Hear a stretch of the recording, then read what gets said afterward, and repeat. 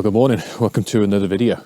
Today's video is being filmed about 5 minutes after last week's video. I'm literally in the same location, but I wanted to cover two different topics today. So that's why I split it into two videos. It was a really short video last week because, as I said, I'm on a mini break. I took a few photos, but it wasn't about photography. Last night on the way home from a meal at a pub, I did a little bit of street photography. I'll pop those pictures on the screen now. The conditions were absolutely glorious. The clouds just caught so much colour. But today I've come out really early. It's our last day here today. I've got to be packed up and gone from the cottage we're staying in by 10 o'clock. So I haven't got masses of time. So I've just come out to catch the sunrise this morning. I was really hoping for some mist because of the location I'm at, but it's not materialised this morning. There's a little bit too much wind in the air, I think, for any mist. It's cold enough for mist, but not quite still enough. Anyway, the topic I want to discuss today is all about travelling for photography. When I first started doing landscape photography, I was watching a lot of other people on YouTube and following a lot of people on social media. And it seemed that there was an incredible amount of travelling involved in being a good landscape photographer. You know, they were going to all sorts of different exotic locations. And it led me to ask, do you have to do a lot of travelling to be a good landscape photographer?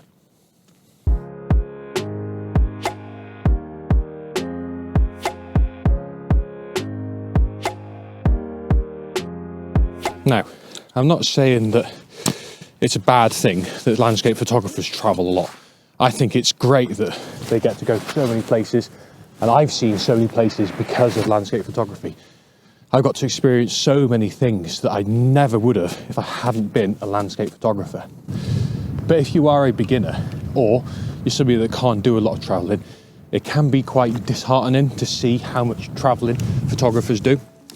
And you might feel that because you can't do that much travelling, you'll never reach the sort of levels of photography that you would like to. For example, today, I'm out here in the Lake District in what is an absolutely gorgeous location, one I've seen photographed many times before and that I've never been to, but I know it's really popular for photography, and you'll see why now.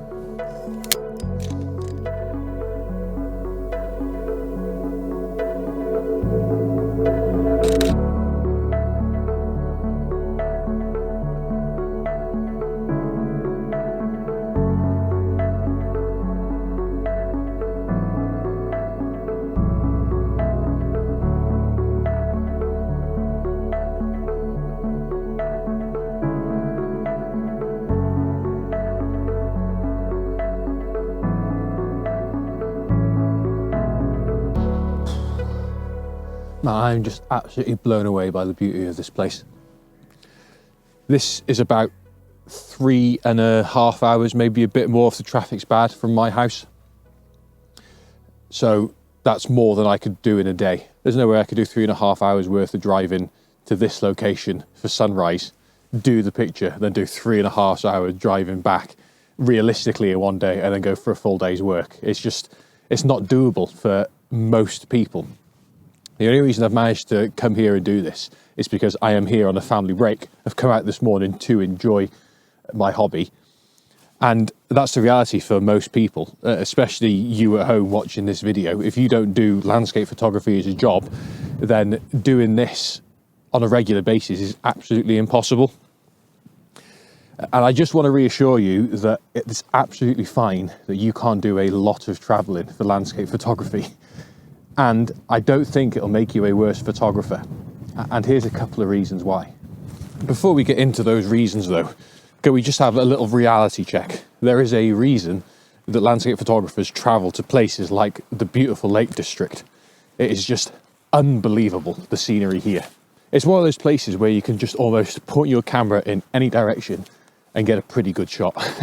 Even if you don't think about your composition and how you balance the elements, it's probably going to look really good whatever you take a picture of. So, you know, professional landscape photographers are paid to go to these epic locations. There's absolutely nothing wrong with that. I'm not saying that's a bad thing. That would be hypocritical because I go to nice locations and I get paid a little bit to do it. So, you know, that's the reality of it, that there is a reason that we as landscape photographers like to travel to epic locations, because we will probably get epic photos, which is what we're really after. But as I said earlier, I don't think that's a reason to think that you'll only be a bad photographer if you can't do a lot of traveling. When I first started off as a landscape photographer, I really couldn't do a lot of traveling. I had a full-time job, family to look after. That means it's impossible to do a lot of traveling for photography. If I did traveling, it was for family holidays, rather than just go into places for landscape photography. But when I look back at my portfolio of pictures, I would say over 3/4 of my pictures are taken in locations that are within an hour and a half of my house. And there's a very good reason for that, because that is mainly the places that I could go to do landscape photography. Within an hour and a half, I can just reach Snowdonia from where I live. I can reach pretty much anywhere in the Shropshire Hills within an hour and a half. And that means that it's doable, if you know what I mean. It means that I can get out early, get a golden hour, and get back again, and still have a full day to do whatever I need to do with. It means that I know those areas really well.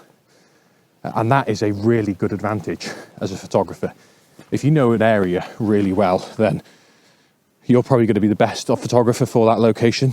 Now, I actually came here for this tarn that we're at. This is Tarn House, a really popular location in the Lake District.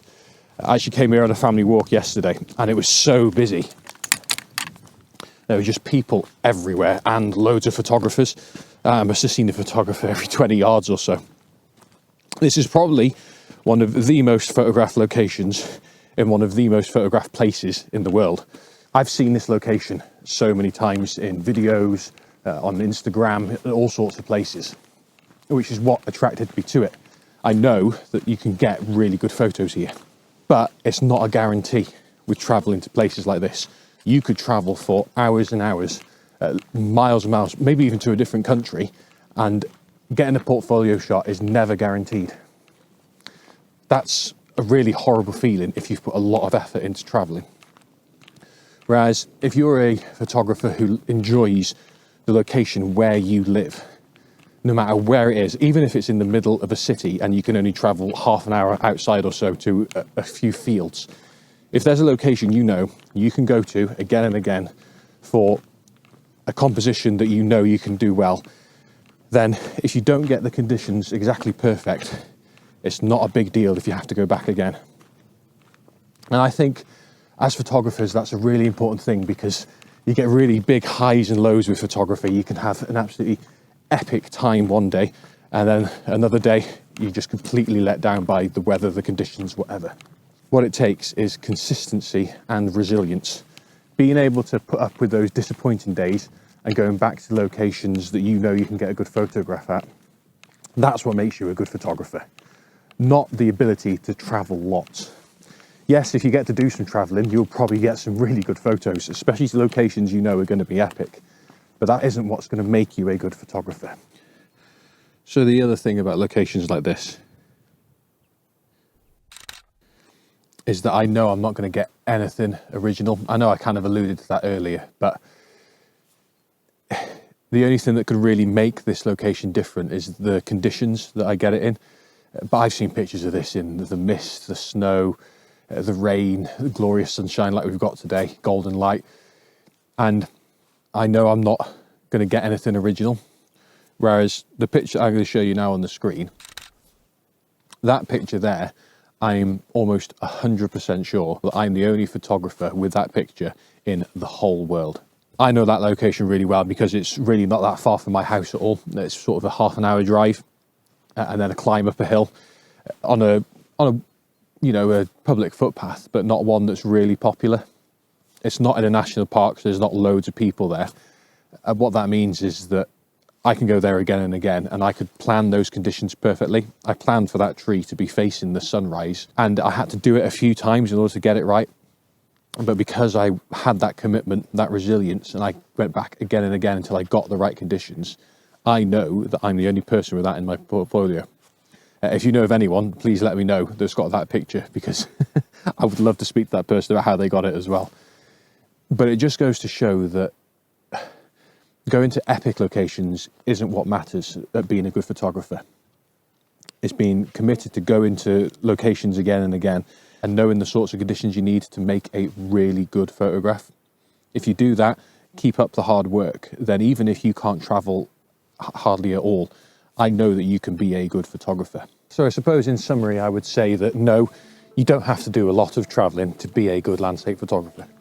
It is good to do some traveling. It's one of the fun things about being a landscape photographer. You get to go to exciting new places and get some epic new shots, but it's not a necessity to be a good photographer.